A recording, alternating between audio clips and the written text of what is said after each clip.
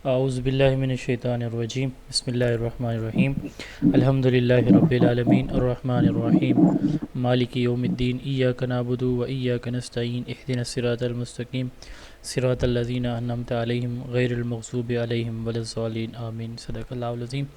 दरूद पाक पढ़ लें जी। अल्लाहुम्मा सल्लि अला मुहम्मदिन नबिय्यिल उम्मी व अला आलिहि वसल्लम तस्लीमा। सेकंड डेमो लेक्चर है आज हमारा, और आज हम senior elementary teacher lecture TGT SST AEO principal vice principal के एक और टॉपिक को डिस्कस करने जा रहे हैं, और ये टॉपिक हमारा है टीचिंग इंस्ट्रक्शन एंड लर्निंग। ठीक है, टीचिंग इंस्ट्रक्शन एंड लर्निंग ये हमारा टॉपिक है। तो सबसे पहले हम टीचिंग को डिस्कस करेंगे, फिर इंस्ट्रक्शंस को डिस्कस करेंगे, और फिर लॉज ऑफ लर्निंग को डिस्कस करेंगे। तीन छोटे छोटे हमारे टॉपिक्स हैं। तो स्टार्ट हम लेंगे टीचिंग से। टीच करना किसी को ट्रेन करने को कहते हैं। टीच करना किसी को कुछ सिखाने के अमल को कहा जाता है। टीच करना एक ऐसा अमल है जिसमें एक ऐसा इंडिविजुअल जिसके पास कोई नॉलेज, स्किल्स या वैल्यूज़ होती हैं, वो अपने से less experience, less knowledgeable individual को गाइड करता है, मोटिवेट करता है, फैसिलिटेट करता है। अच्छा, एक वर्ड है एजुकेशन, एक है टीचिंग, एक है लर्निंग। आप में से कोई अगर बताना चाहे कि एजुकेशन स्कोप वाइज इनमें कहाँ पे स्टैंड करेगी, टीचिंग कहाँ पे करेगी और लर्निंग कहाँ पे करेगी, अगर हम इनकी नंबरिंग कर दें नंबर 1, 2 और 3, तो किस को आप नंबर 1 पे रखेंगे? जी शाबाश। एजुकेशन को, टीचिंग को, इंस्ट्रक्शन को, लर्निंग को। जी शाबाश। सबसे पहले कि क्या चीज़ Number आएगी? 2 teaching and number 3 हम्म, पहले नंबर पे क्या आएगा? सबसे फर्स्ट एजुकेशन सबसे पहले एजुकेशन आएगी एजुकेशन। ठीक है, एजुकेशन का नंबर 1 है, पहला नंबर होता है एजुकेशन का। एजुकेशन, अब देखें ना, हम एजुकेटेड लोग हैं, मैं और आप। कैसे? हमने टीचर से कुछ नॉलेज गेन किया, that is the teaching of our teachers. और फिर हमने जो नॉलेज गेन किया दैट इज़ आवर लर्निंग, वो हमारा सीखना था, हमारी लर्निंग होती है। ठीक हो गया। तो ब्रॉडेस्ट इन स्कोप यानी टीचिंग एजुकेशन एक ऐसा प्रोसेस है जिसमें ये दोनों चीज़ें आ जाती हैं, टीचिंग भी आ जाती है, लर्निंग भी आ जाती है। टीचर की टीचिंग, स्टूडेंट की लर्निंग, इन दोनों को कलेक्टिवली हम एजुकेशन कहेंगे। तो टॉप पे होती है एजुकेशन, पहले नंबर पे। ठीक है, फिर होती है टीचिंग, और फिर आती है लर्निंग। ठीक हो गया, अगर स्कोप वाइज सवाल आ जाता है तो। अब टीचिंग की डेफिनेशन हम देख रहे थे, इससे पहले चले एजुकेशन की डेफिनेशन भी हम देख लेते हैं। एजुकेशन की डेफिनेशन पता है क्या होती है? जो यूनेस्को की डेफिनेशन है, acquisition of knowledge, skills, values, believes and habits. ठीक है, ये एजुकेशन कहलाती है। तो उसको हम डिटेल में नहीं देखेंगे, आगे रेगुलर सेशन में इंशाल्लाह पढ़ेंगे। टीचिंग की बात हम कर लेते हैं। टीचिंग एक ऐसा प्रोसेस है जिसमें कोई इंडिविजुअल जिसके पास नॉलेज, स्किल्स, वैल्यूज़ या इंफॉर्मेशन होती है, वो दूसरे लोगों को वही knowledge, skills, values, information transfer करता है या इम्पार्ट करता है। Process of transfer of knowledge, process of imparting knowledge, skills. Knowledge किसको कहते हैं? इंफॉर्मेशन को, फैक्ट्स को। स्किल किसी काम को करने का तरीका होता है। ठीक है, मिसाल के तौर पर वाइट बोर्ड को कैसे यूज़ करना है, गाड़ी कैसे ड्राइव करनी है, किसी का चेकअप, ब्लड प्रेशर कैसे देखना है, ये स्किल है। तो नॉलेज किसी भी चीज़ के अबाउट जो है ना, वो इन्फॉर्मेशन होती है। स्किल्स आ गया वैल्यूज़। वैल्यूज़ अकदार होती हैं। ठीक है, सच है, झूठ है, हलाल है, हराम है। ठीक है ना जी, रिस्पेक्ट है, गुस्सा करना है, एंगर है।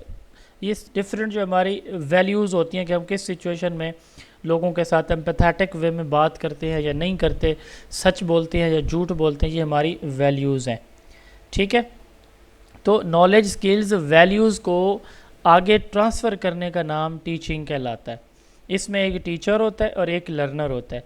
टीचर जो है ना, वो नॉलेज को ट्रांसफ़र करता है और लर्नर नॉलेज को एक्वायर करता है। आज की क्लास की अगर एग्जांपल लें तो मैं टीचर हूँ, आप लोग लर्नर हैं, और मैं यहाँ पे कोशिश क्या कर रहा हूँ, with the goal to facilitate learning, आप लोगों को टॉपिक आसान अल्फाज में समझाने की कोशिश कर रहा हूँ ताकि आपकी अंडरस्टैंडिंग डेवलप हो।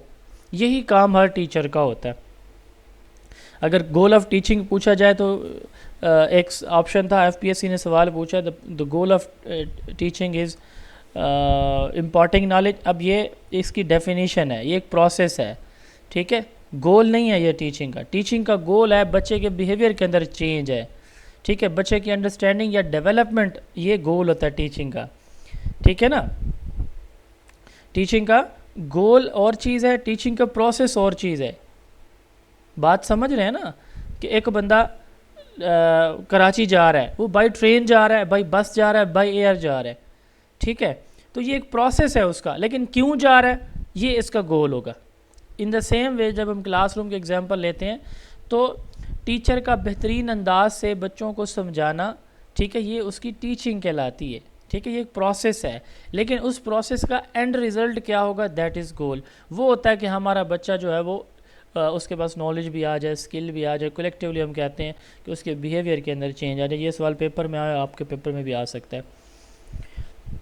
टीचिंग एक ऐसा प्रोसेस है जहाँ पे एक एक्सपीरियंस मेंबर अपने से लेस एक्सपीरियंस मेंबर को एडजस्ट करने के लिए अपनी लाइफ में गाइड मोटिवेट करता है। तो नॉलेज, स्किल्स एंड वैल्यूज़ ये हम ट्रांसफ़र करते हैं किसके अंदर, टीचिंग प्रोसेस के अंदर। टीचिंग एक प्रोसेस है, लर्निंग एक चेंज होता है। लर्निंग क्या होता है, चेंज होता है। अच्छा, अगर मैं आपसे ये सवाल पूछूं कि एक टीचिंग में कितनी चीज़ें इन्वॉल्व होंगी, आज के लेक्चर की बात कर लेते हैं। मैं मौजूद हूँ, आप मौजूद हैं, और तीसरी क्या चीज़ मौजूद है हमारे दरमियान? जी जी शाबाश, क्या टीचिंग मौजूद है? मटेरियल, ये slides, slides, teaching material, learning material, learning material या कंटेंट, इसके 5-6 नाम हैं। यही 3 कंपोनेंट्स होते हैं। मैं टीचर, आप लोग आज स्टूडेंट्स, ठीक है, और तीसरी चीज़ हमारी ये स्लाइड्स हैं, इनको आप कंटेंट कह लें, सब्जेक्ट मैटर कह लें, या आप कोई नॉलेज स्किल्स कह लें, जो भी चीज़ें आप कह सकते हैं, इसको करिकुला कह लें, कुछ भी कह सकते हैं। तो teacher, student and subject matter, ये 3 कंपोनेंट्स होते हैं। इसलिए हम कहते हैं कि teaching is a triangular process, ठीक है, 3 कंपोनेंट्स पे मुश्तमिल एक प्रोसेस है, ठीक है। ये यही नेचर ऑफ टीचिंग है कि टीचिंग 3 कंपोनेंट्स पे मुश्तमिल प्रोसेस है। ये सवाल पेपर में आ सकता है कि टीचिंग के कितने कंपोनेंट्स होते हैं। अच्छा, अब यहाँ पे आपने अक्सर एक वर्ड सुना होगा, ट्यूटरशिप, ट्यूटोरिंग, ट्यूटरिंग या ट्यूटोरिंग, आपने ये वर्ड सुना होगा। टीचिंग तो बहुत कॉमन सा वर्ड है, लेकिन ये वर्ड जो है ना बहुत यूज़ होता है, बट हर जगह यूज़ नहीं होता ट्यूटोरिंग का। क्या डिफरेंस है, इस इमेज को देख के बताएं शाबाश, कि क्या आपको फ़र्क समझ आ रहा है। ऊपर आपने टेक्स्ट नहीं रीड करना अभी, जी शाबाश। इस इमेज को देख के बताएं, इस इमेज और इस इमेज में one teacher and one student, teacher admission one होता है और वहाँ पे ग्रुप होता है। हाँ, एक स्टूडेंट, टीचिंग, स्टूडेंट एक से ज्यादा यस, होते हैं और टीचर एक ही है। टीचिंग में एक टीचर एक से ज़्यादा स्टूडेंट्स को एट अ टाइम पढ़ाता है, जबकि ट्यूटोरिंग में यूजुअली एक टीचर एक स्टूडेंट को पढ़ाता है। टीचिंग एक फॉर्मल प्रोसेस है, और ट्यूटोरिंग जो है ना वो कैसा प्रोसेस है, पर्सनलाइज, 1 to 1। ठीक हो गया, ये बेसिक डिफरेंस है। अच्छा, आप लोगों ने, आप में से बहुत से लोग पंजाब से भी होंगे। पंजाब में जो टीचिंग एग्ज़ाम जब भी होते हैं ना, यहाँ पे एक सवाल आते हैं, 2 सवाल है, बड़े यूनिवर्सल हैं। एक होता है पेडागोजी और एक होता है एंड्रोगोजी। एफपीएससी के पेपर में आते हैं, लेकिन उतने उसके कंसिस्टेंसी के साथ नहीं आते जितना पीपीएससी में आते रहे। तो पेडागोजी और एंड्रोगोजी में क्या डिफरेंस है, आप में से कोई बता सकता है मुझे? जी शाबाश। सर आई थिंक पेडागोजी और वो बालागान की पेडागोजी तो तालीम टीचिंग मेथड्स को भी कहते हैं, पेडागोजी सर चाइल्ड, वो जो चाइल्ड को होती है और जो कि पेडागोजी वो अब और तो अडल्ट्स को एंड्रोगोजी में होती है। एडल्ट हाँ, लर्निंग। अब 2 बातें आई हैं, जो बड़ी एडल्ट को बड़े, देंगे वो एंड तक। हाँ, एंड्रोगोजी, 2 पॉइंट्स आए हैं। टीचिंग, पेडागोजी को का लफ्ज़ी मतलब तो है यंग चिल्ड्रन को टीच करना, छोटे बच्चों को पढ़ाना, लेकिन आम तौर पर कॉमनली इसका मतलब पता है क्या लिया जाता है? मेथड्स ऑफ, जब अभी जैसे कोई फीमेल बता भी रही थी, मेथड्स ऑफ टीचिंग भी, ये पेपर में यूँ भी सवाल आ सकता है कि पेडागोजी मीन्स, और ऑप्शन में वो टीचिंग ऑफ यंग चिल्ड्रन हो ही ना। अगर ये ऑप्शन में आपको कहीं मिल रहा है मेथड्स ऑफ टीचिंग, तो आपने फिर परेशान नहीं होना, इसको क्लिक कर लेना है। पेडागोजी को मेथड ऑफ टीचिंग भी कहा जाता है, और स्पेसिफिकली अगर लिटरल मीनिंग इसकी अगर हम देखें तो इसका मतलब क्या होता है, ये इसका मतलब होता है टीचिंग ऑफ यंग चिल्ड्रन, छोटे बच्चों को पढ़ाना। ठीक है, इस तरह से। पेडागोजी ग्रीक वर्ड है, पैडोज एंड एगोग्स। पैडोज का मतलब होता है लड़का, बॉय। एगोग का मतलब उसको ट्रेन करना, सिखाना, सुधारना, लीडर बनाना। ठीक है, पैडोज एंड एगोग्स। पैडोज एंड एगोग्स मिलके क्या बनाते हैं? वर्ड पैडागोजी बनाते हैं, जिसका मतलब होता है टू लीड द चाइल्ड। आप लोगों को पता होगा कि जो 4 ग्रीक स्कॉलर्स हैं ना, उनमें 3 तो बड़े फेमस है। सबसे पहले क्या था? सोक्रेटीज़। फिर इसका स्टूडेंट था, हाँ जी, इसका था प्लेटो, फिर एरिस्टोटल और फिर था अलेक्जेंडर।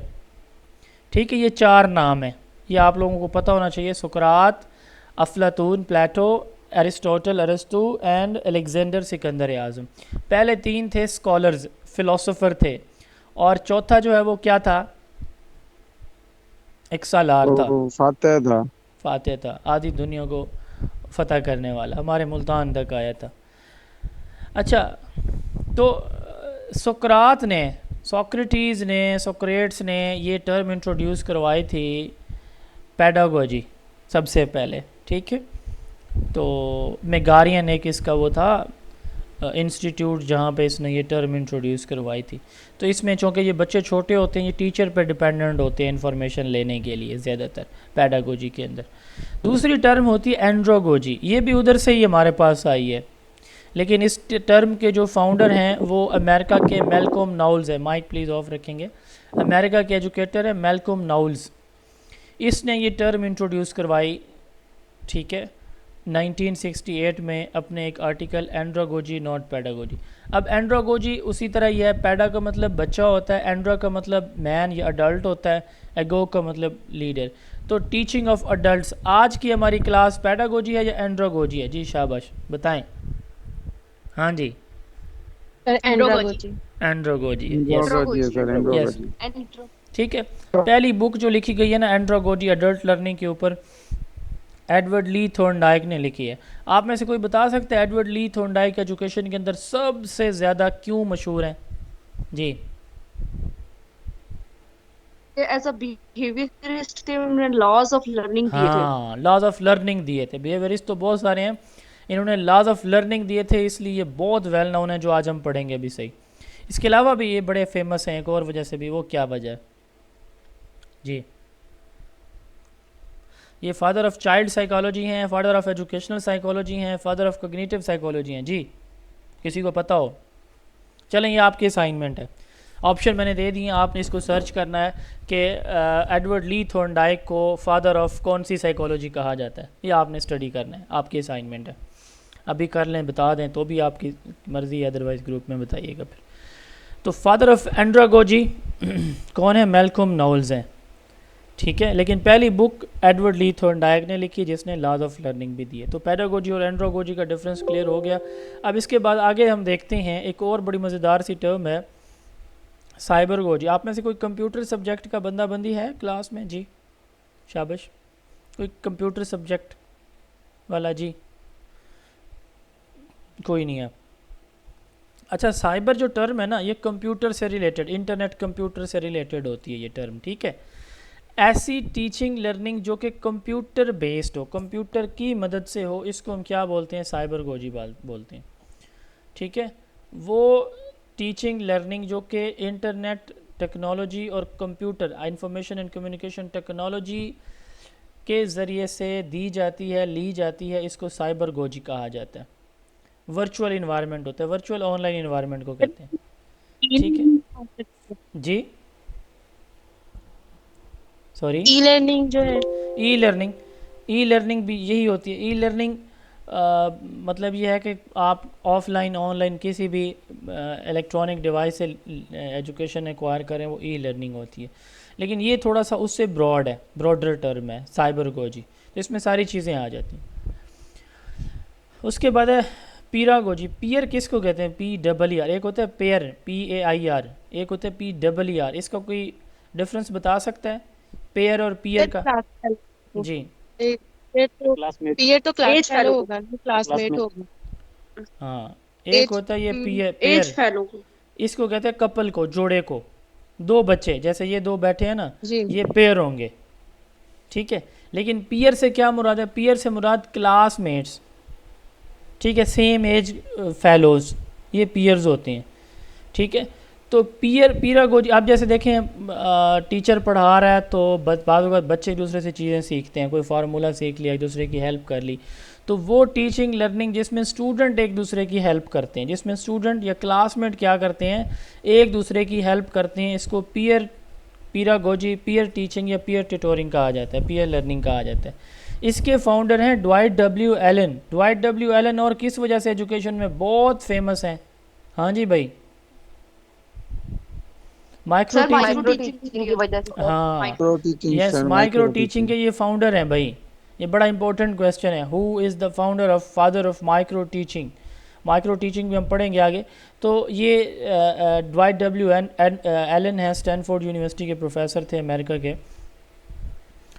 तो असेसमेंट ये बात हम कहते थे लर्निंग की। तो पीयर लर्निंग यानी बच्चों का एक दूसरे से पढ़ना, यानी आप देखें ना, छोटे बच्चे एक दूसरे को सिखा रहे हैं, तो दैट इज़ पीरागोजी, पीयर लर्निंग। अब जब बच्चे एक दूसरे की असेसमेंट करते हैं ना, इसको पीयर अप्रेजल कहा जाता है। बच्चे एक दूसरे से टेस्ट लेंगे, सवाल जवाब पूछेंगे, दैट इज़ पीयर अप्रेजल। इसको क्या कहेंगे हम? Peer appraisal. अब बच्चे एक दूसरे को फीडबैक भी देंगे। वो फीडबैक जो एक स्टूडेंट अपने किसी क्लासमेट को देता है उसकी परफॉर्मेंस पे कि आपका जवाब सही है या गलत है, दैट इज़ पीयर रिव्यू। इसको क्या कहते हैं? पीयर रिव्यू, ठीक है। अच्छा, अब ऐसी पीयर लर्निंग जिसमें स्टूडेंट क्या करते हैं कि एक दूसरे से सीखते हैं किसी टॉपिक के ऊपर, हर बच्चा थोड़ा बहुत जो है ना वो अपना शेयर देता है, तो इसको रेसिप्रोकल टीचिंग भी कहा जाता है। यानी पीरागोजी के हम 2-3 नाम ले लेते हैं कि इसको peer teaching, peer tutoring, peer learning या रेसिप्रोकल लर्निंग भी कहा जाता है। यानी बच्चों का एक दूसरे से सीखना, दैट इज़ रेसिप्रोकल लर्निंग या पीरागोजी। ये किसने टर्म इंट्रोड्यूस करवाई थी? ड्वाइट डब्ल्यू एलन ने। ये कौन थे जिसने माइक्रो टीचिंग इंट्रोड्यूस करवाई थी? यही ड्वाइट डब्ल्यू एलन है।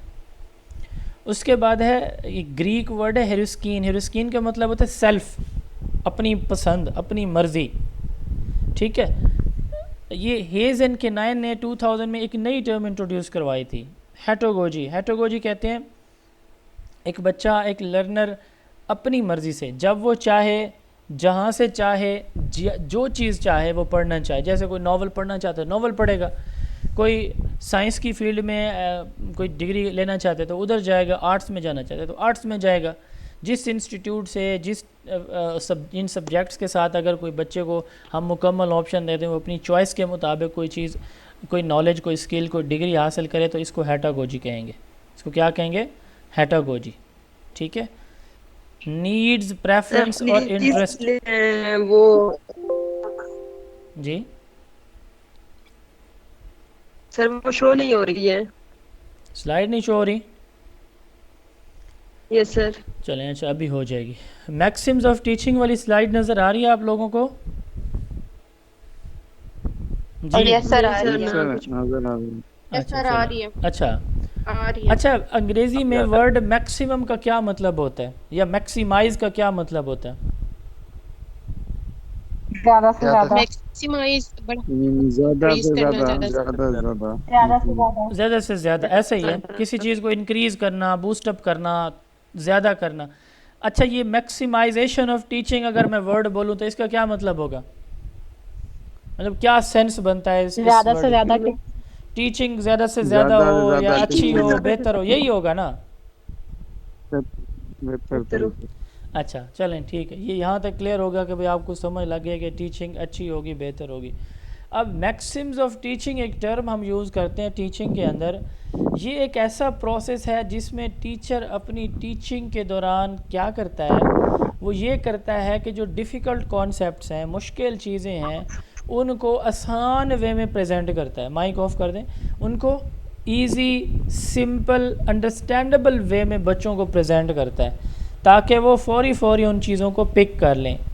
इसको कहते हैं मैक्सिम्स ऑफ टीचिंग। जैसे मिसाल के तौर पर डिफ़िकल्ट चीज़ें पहले बताने के बजाय पहले वो सिंपल चीज़ें बताए, ठीक है ना जी।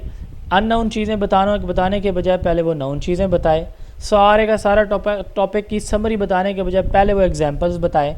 पहले वो कोई चीज़ दिखाए, कोई एग्जांपल, कोई कॉन्क्रीट ऑब्जेक्ट, जो चीज़ सामने होती है उसको कॉन्क्रीट कहते हैं, जो नहीं मौजूद होती है उसको एब्स्ट्रैक्ट कहते हैं। तो कॉन्क्रीट कोई चीज़ सामने रख के वो दिखाए और उससे फिर बच्चों को समझाए, ठीक हो गया ना जी। कोई स्पेसिफिक चीज़, कोई एग्जांपल उनको दिखा, इसको कहते हैं Maxim's of teaching.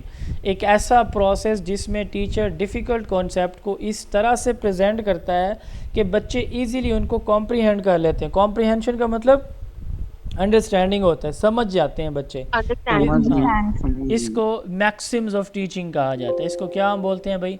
Maxim's of teaching बोलते हैं। अच्छा, अब इसके बाद इंस्ट्रक्शन है और इंस्ट्रक्शन की टाइप्स हैं।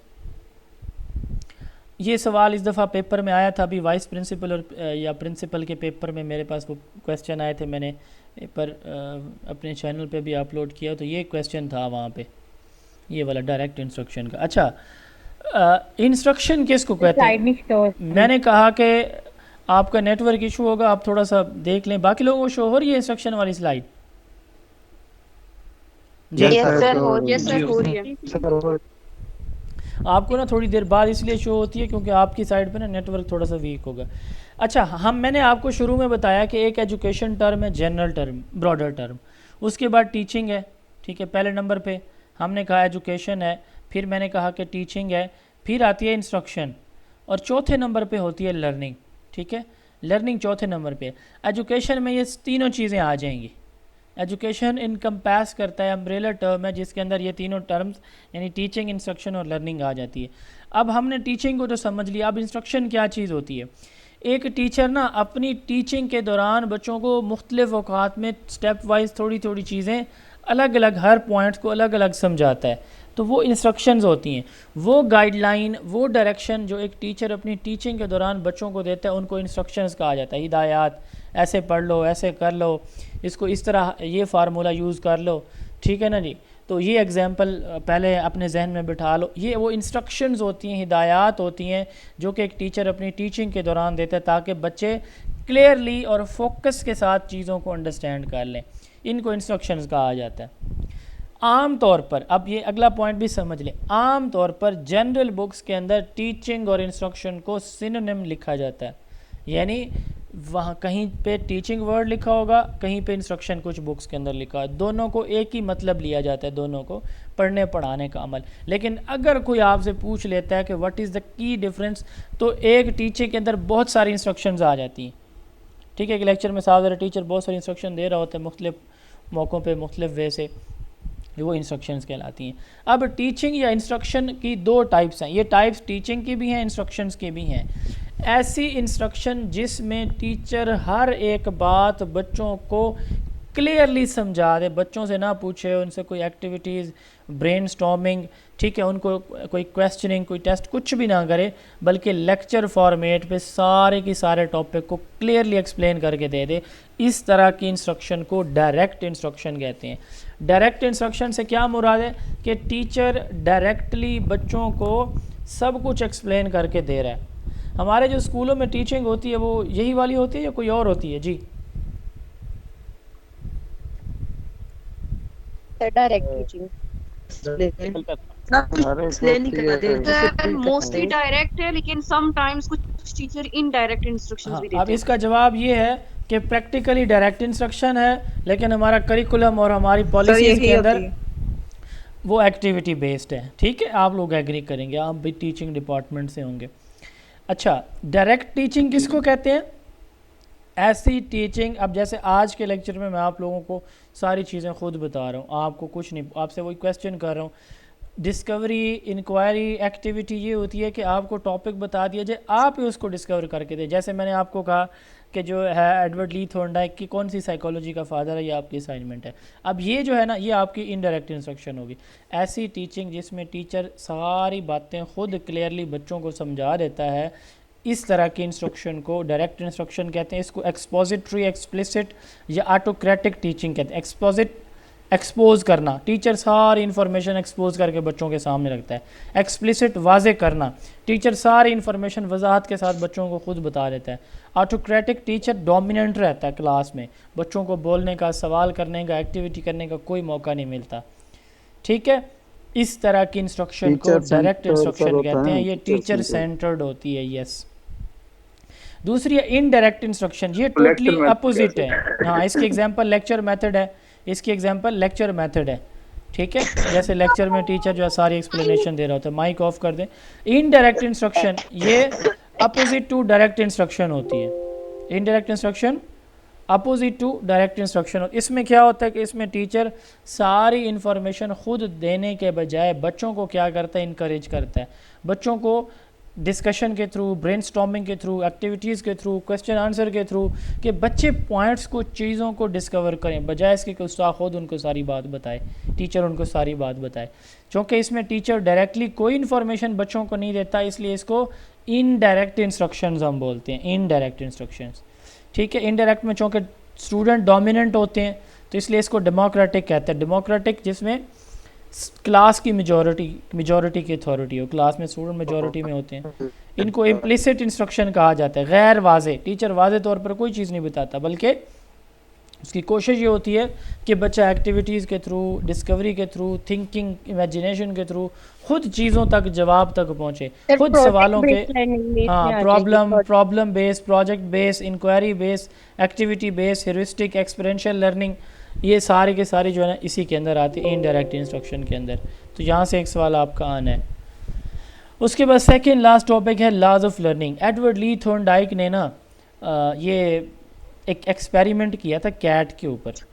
ये एक्सपेरिमेंट बड़ा इंटरेस्टिंग था। उसने ना एक भूखी बिल्ली को एक पिंजरे के अंदर बंद कर दिया, बाहर मछली का एक छोटा सा टुकड़ा रख दिया एक बाउल के अंदर। अब बिल्ली भूखी थी, वो बड़ी भागी दौड़ी, इधर उधर, दाएं बाएं, ऊपर नीचे, उछली कूदी कि किसी तरह मैं बाहर निकल सकूं, नहीं निकल सकी। बड़ी उसने ये देखें तगो दो बेचारी करती रही यहाँ से यहाँ तक। अच्छा, अचानक ना उसने ये देखा कि जो दरवाज़ा था ना इस पिंजरे का, केज का, वो एक डोरी के साथ जुड़ा हुआ था। बिल्ली का ऐसे हाथ लगा ना डोरी के ऊपर, उसने डोरी को जो खींचा ना तो डोर ओपन हो गया, रस्सी को खींचा, डोर ओपन हो, भाग के आई, उसने पीस ऑफ फिश खाया, बड़े मज़े किए। एडवर्ड ली थॉर्नडाइक ऐनक लगा के सिगार पीता देख रहा था। अच्छा, मैं करता हूँ आपका बंदोबस्त। इसने जनाब वाला ना इसको, बिल्ली को एक कमरे में रहने दिया थोड़ी देर के लिए, ताकि मतलब जब तक उसको दोबारा भूख की कैफियत महसूस हो, ताकि वो कोई और चीज़ खा ना ले, भूखा रखा उसको। फिर जब महसूस उसे हुआ कि अब इसको भूख लग रही होगी तो उसने दोबारा उसको उसी पिंजरे के अंदर बंद कर दिया। फ़र्ज़ करें कि पहले बिल्ली ने 10 मिनट लगाए ना, अब बिल्ली 6-7 मिनट में बाहर निकले।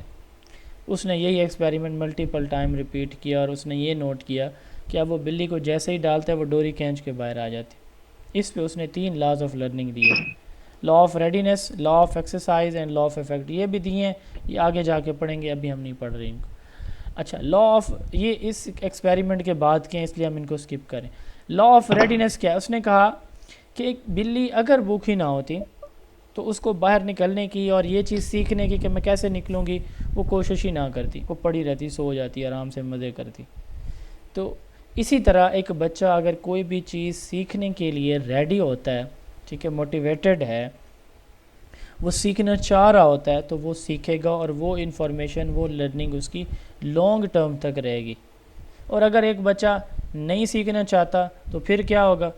ठीक है, इस पिक्चर को अगर आप देख लें, एक बच्चा, इस बच्चे को देखें और इस बच्ची को देखें, ठीक है, आपको इनकी बॉडी लैंग्वेज बता रही है कि ये बच्ची जो है वो सीखने के मूड में और ये थका हुआ है, इसके पल्ले कुछ भी नहीं पड़ना। क्यों?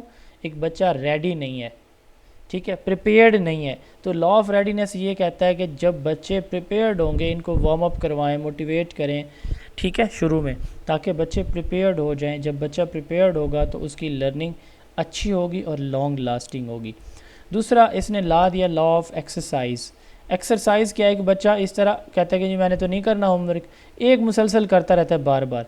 टीचर ने ग्रामर, सेंटेंस बनाने सिखाए तो अब बच्चा उसको हर जगह पे यूज़ कर रहा है। इस बच्चे की प्रोफिशेंसी में इजाफा हो जाएगा, वो ये इंग्लिश बोल सकेगा, लिख भी सकेगा। इस बच्चे की निस्बत जो जिसने एक दफ़ा भी कोशिश नहीं की है, आपने एक टॉपिक आज समझा, आप इसको 2-3 दफ़ा रिवाइज़ कर लेंगे तो ये आपको कभी भी नहीं भूलेगा। आप इसको लेक्चर के बाद छोड़ देते हैं कि ठीक है जी टेस्ट अटैम्प्ट करें, पता चल जाएगा, तो जब महीना 2 महीने गुजरेंगे आपको आधी चीज़ें भूल जाएंगी। क्यों? इसको कहते हैं लॉ ऑफ एक्सरसाइज। थॉर्नडाइक ये कहते हैं कि जो चीज़ें, जो लर्निंग, जो इन्फॉर्मेशन बच्चा रिपीट करता रहता है ना, वो उसको लॉन्ग टर्म तक याद रहती है। और जिसको वो भूल जाता है करना या किसी चीज़ को रिपीट नहीं करता, रिवाइज़ नहीं करता, तो वो भी चीज़ उसको फिर भूल जाती है। वो इन्फॉर्मेशन उसके माइंड से निकल जाती है। जैसे इसने कहा कि बिल्ली को बार बार एक एक्सपेरिमेंट हमने करवाया, ठीक है, रेपिटेशन पे 10 मिनट से अब वो 10 सेकंड भी नहीं लगा रही। फिर है law of effect. Law of effect कहते हैं एंड को। अब एक बच्चे ने सही जवाब दे दिया, अच्छा जवाब दिया सवाल का, एक टास्क कंप्लीट कर लिया, और टीचर जो है ना वो उसको कोई पॉजिटिव कॉम्प्लीमेंट नहीं दे रहा, फीडबैक पॉजिटिव नहीं दे रहा, उसको मोटिवेट नहीं कर रहा, बच्चे की एनर्जी डाउन हो जाएगी। अगली दफ़ा बच्चा उतने फोकस से वो काम करने के लिए आगे नहीं आएगा, ठीक है, वो बच्चा उधर ही स्टक कर जाएगा कि टीचर चेक तो करते ही नहीं है।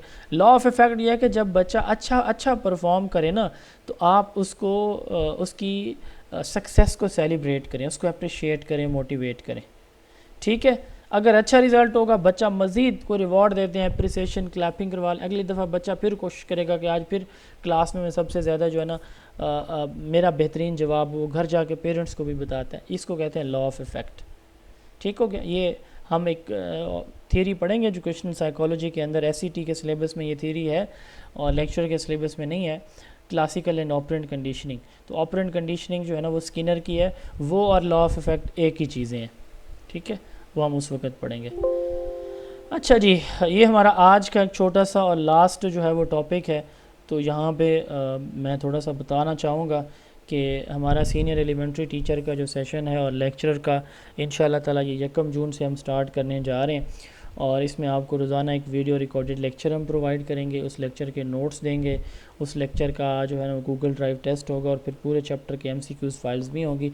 एडिशनली हम आपको पास्ट पेपर भी जो है ना वो FPSC के वो भी प्रोवाइड करेंगे। इसी तरह इंग्लिश का भी यही पैटर्न होगा कि आपको रिकॉर्डेड लेक्चर दिया जाएगा, उसके नोट्स दिए जाएंगे, और आपको उससे गूगल ड्राइव टेस्ट और पास्ट इंग्लिश के जो क्वेश्चन है वो भी हम प्रोवाइड करेंगे।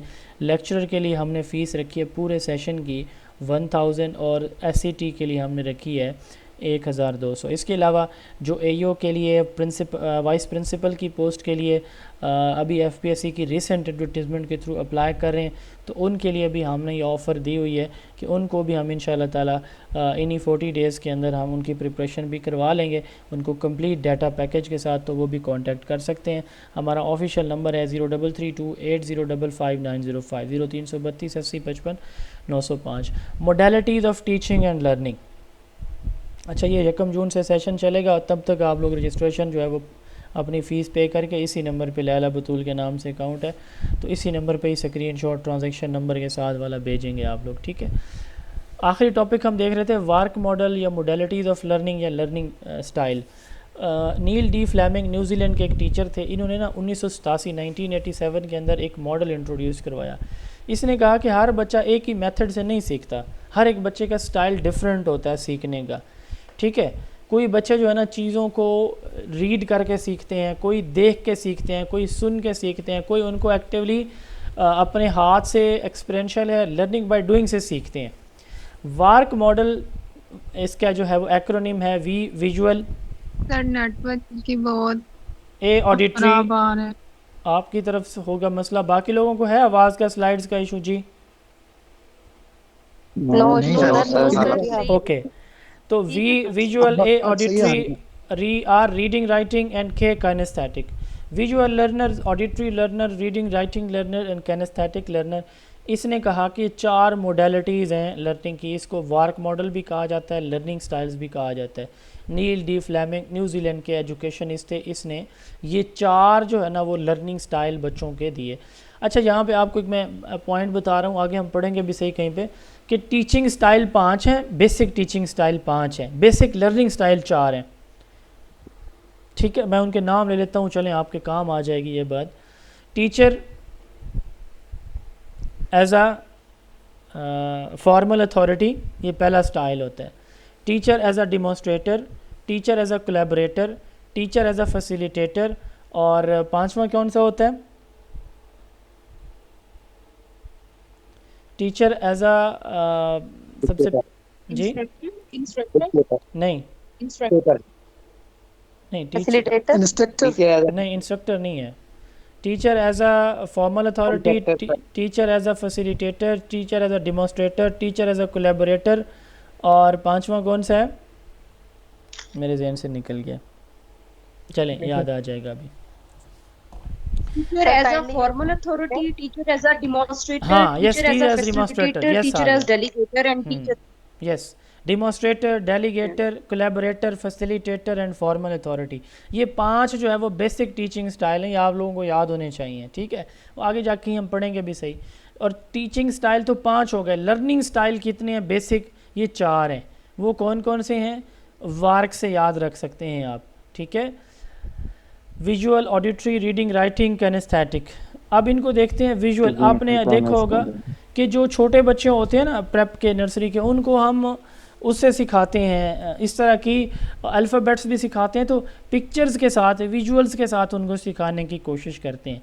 बच्चे को एप्पल देख के उसको आइडेंटिफाई हो जाता है कि एप्पल है, लेकिन अभी तक वो ए को नहीं समझता। अंग्रेज़ी का वर्ड है ना एप्पल, बच्चे को ये याद हो जाता है क्योंकि उसने वो पिक्चर देखी होती है एप्पल की। बॉल का पता होता है, कैट का, डॉग का पता होता है, फ़िश का, ठीक है, लेकिन इनके स्पेलिंग नहीं आते। CAT लिखा हुआ उसके सामने आएगा, वो नहीं आइडेंटिफाई कर लेगा उतना तेज़ी से जितना तेज़ी से वो कैट को देख के कैट बोल देगा। क्यों? क्योंकि बच्चे इंफॉर्मेशन रिटेन रखते हैं विजन से। एक रिसर्च कहती है कि 75% जो नॉलेज एक बंदा गेन करता है वो देखने से आता है। 100 में से 75% नॉलेज जितना मुझे और आपको है, इसमें से हम 75% नॉलेज विजन से लेते हैं, देखने से लेते हैं। दूसरे होते हैं ऑडिटरी लर्नर्स। एक वर्ड होता है ओरल, ORAL, ओरल, ठीक है, ओरल एक ये वर्ड होता है। एक होता है आरल, AURAL, ओरल ऑडिटरी से है, ओरल सुनने से है, ओरल बोलने से है, ORAL ये बोलने से मुताल्लिक होता है, ठीक है। वो बच्चा, बहुत से बच्चे जो स्टोरीज सुन के उनको स्टोरीज़ की शक्ल में इंफॉर्मेशन बड़ी अच्छी याद रहती है, ठीक है। बहुत सारी ख़वातीन अभी जो कुकिंग कर रही होंगी या किचन में अभी काम भी कर रही होंगी, तो वो इस वक्त भी मैं भी हमारी स्क्रीन ना देख रहे हो, सिर्फ आवाज़ सुन रहे हो, तो ये ऑडिटरी लर्नर की एग्जांपल है। ये बच्चे ज़्यादा इंफॉर्मेशन इनके माइंड में रहती है लिसनिंग से, ठीक है। तो रीडिंग एंड राइटिंग, कुछ बच्चे ऐसे होते हैं जो कोई भी टॉपिक जो है वो रीड करते हैं, फिर उसको राइट करते हैं, याद करते हैं, लिखते हैं, पढ़ते हैं, लिखते हैं, पढ़ते हैं, लिखते हैं, इस तरह उनको इन्फॉर्मेशन याद रहती है। कुछ बच्चे ये वाले होते हैं जो कि प्रैक्टिकल एक्सपीरियंशियल लर्निंग पे फोकस्ड होते हैं। ये सिर्फ वो चीज़ें ज़्यादा बेटर सीखते हैं जब इनको एक्टिविटी करने का मौका दिया जाता है। ये 4 हमारे बेसिक लर्निंग स्टाइल थे जी, 5 हमने टीचिंग स्टाइल भी पढ़ लिए। लास्ट स्लाइड है जी आज के हमारे लेक्चर की, और इसमें हम बात करेंगे डुअल कोडिंग की। डुअल कोडिंग से मुराद जब आप ना टेक्स्ट के साथ ना यानी वर्ड्स के साथ आप पिक्चर्स को भी यूज़ करें, जैसे मैं अपनी स्लाइड्स में यूज़ कर रहा हूँ, ये अगर आप देखें इन स्लाइड्स को, मैंने टेक्स्ट के साथ ना इमेजेस को भी ऐड किया है। तो ऐसा लेक्चर या ऐसे नोट्स, ऐसा टेक्स्ट जिसमें पिक्चर्स साथ ऐड की गई हों, ऐसे टेक्स्ट को डुअल कोडिंग कहा जाता है। इसको क्या कहा जाता है? पिक्चर्स, ग्राफ, कोई विजुअल्स ऐड की, इसको डुअल कोडिंग कहा जाता है। और मल्टी मॉडल लर्निंग क्या होती है? जिसमें ये चारों चीज़ें आ जाएं, रीडिंग, राइटिंग, कैनेस्थेटिक, ठीक है ना जी, और विजुअल, ऑडिटरी, सारे के सारे आ जाएं, ये मल्टी मॉडल लर्निंग कहलाती है। और अगर 3 की बात करें वाक टीचिंग में, 3 की तो विजुअल, ऑडिटरी एंड कैनेस्थेटिक होगा, ठीक है ना जी। तो ये था जी आज का लेक्चर। होपफुली आपको चीज़ें समझ आ गई होंगी। अब आखिर पे एक दफ़ा फिर सुन लें कि हमारा सेशन इंशाल्लाह 1 जून से शुरू हो रहा है। सिर्फ 1200 SCT की और 1000 हमारी लेक्चरर की फ़ीस है। VP और AO के लिए भी हम सेशन ऑफ़र कर रहे हैं इंशाल्लाह ताला, वो भी 1 जून से ही हम स्टार्ट करेंगे। आप में से जो भी ख्वाहिशमंद हो हमारा रेगुलर सेशन ज्वाइन करने के, 03328055 इस नंबर पर आप व्हाट्सएप करेंगे, ठीक है। और इसी पे ही अपनी फ़ीस पे करके, लैला बतूल के नाम से इजी पैसा अकाउंट है, आप फ़ीस पे करके स्क्रीनशॉट भेज देंगे, आपको ग्रुप में ऐड कर दिया जाएगा। अभी आप लोगों के जो भी क्वेश्चन हैं आप लोग पूछ सकते हैं जी, प्लीज़। हाँ जी सर, जो आपने लास्ट पे यूपीएससी की एड पे लिखा होता है टेम्पोरेरी लाइकली टू कंटिन्यू, तो सर ये वाली जो पोस्ट है वो फिर परमानेंट नहीं होती, या परमानेंट होने का पहले अलग से तो कोई हो जाती क्राइटेरिया होता है हैं, इनका पहले भी? तो हो जाती हैं, अभी हम कुछ कह नहीं सकते क्योंकि अभी आपको पता है कि गवर्नमेंट की पॉलिसी बड़ी अजीब सी है। और ये क्या सवाल कर रहे थे? और सर मैंने कहा जो आपने AU का सिलेबस क्या होगा? AU का सिलेबस AO का सिलेबस सर मैं ग्रुप में आज भेज दूंगा आपको, ठीक है। जी और कोई सवाल सर जी इनका सैलरी स्ट्रक्चर क्या है? 16 का लेक्चरर का और वाइस प्रिंसिपल का सैलरी स्ट्रक्चर क्या है? सैलरी अच्छी होती है एफपीएससी में, फेडरल गवर्नमेंट की एम्प्लॉयज़ की। सर जी सर सर जो जिन्होंने FGI मैंने अप्लाई पूछा किया है जो हुआ लास्ट पे लर्निंग उनके लिए क्या है? 12 से जी सवाल आपका समझ नहीं पाया मैं, दोबारा बोलें। सर मैंने कहा जो आपने 4 लर्निंग स्टाइल बताए हैं ना, जो लास्ट पे था 4th पे, वो अगेन एक बार रिपीट कर दें। कौन सा? कैनेस्थेटिक कैनेस्थेटिक का पूछ रहे हैं। Kinaesthetic Kinesthetic। एक्टिविटी को कहते हैं, एक्टिविटी जी बेस्ड जी लर्निंग को, एक्टिविटीज़ को, परफॉर्मेंस को, लर्निंग बाय डूइंग को, इसको कैनेस्थेटिक कहते हैं। कैनेस्थेटिक हैंड्स ऑन को कहा जाता है, अपने हाथ से कोई काम करने को, hands on activity. Hands on से। यस जी और कोई सवाल जी? Okay sir. सर अगर ये किसी सर ने मैंने सवाल FGI पूछा। में ESE वाले में अप्लाई किया हुआ है तो आपका सेशन कैसे ज्वाइन कर सकते हैं आप? एफजीआई का चूँकि सिलेबस डिफरेंट है, वो हमने अपना कोर्स मुकम्मल करवा दिया। आप हमारे नंबर पर रब्ता कीजिएगा, उसके लिए आपको फिर वहाँ पे इंफॉर्मेशन मिल जाएगी। उसका तो 7 जून को पेपर है जी। और कोई सवाल जी? ये जून से जो आपका सेशन स्टार्ट हो रहा है, हम्म ये जून से जो आपका सर जो सेशन अब स्टार्ट ये हो रहा है सर,